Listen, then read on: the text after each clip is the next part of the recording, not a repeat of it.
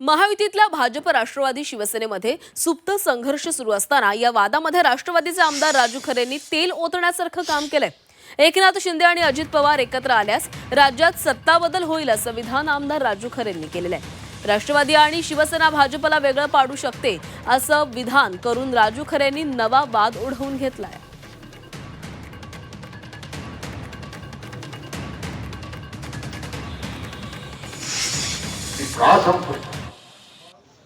उद्या जिल्हा परिषद पंचायत समितीची निवडणूक ही अत्यंत महत्वाची निवडणूक आहे। विकास होत राहील। विकासाच्या बाबतीमध्ये कुठेही हा आमदार राजू खरे कमी पडणार नाही।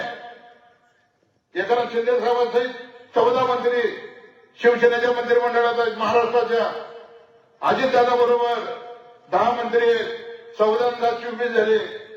आता मला सांगा, हा गेलाय भाजपमध्ये, हा आता एकनाथ शिंदे साहेबांबरोबर 60 आमदार आहेत। अजितदादा बरोबर 42 आमदार आहेत। शिंदे साहेब तुम्ही मला सांगा, 60 आणि 42 किती झाली? 102। सतत अपक्ष आहेत,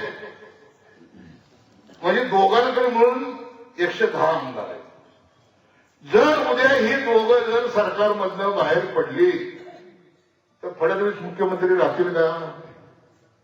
सरकार पडलं ना,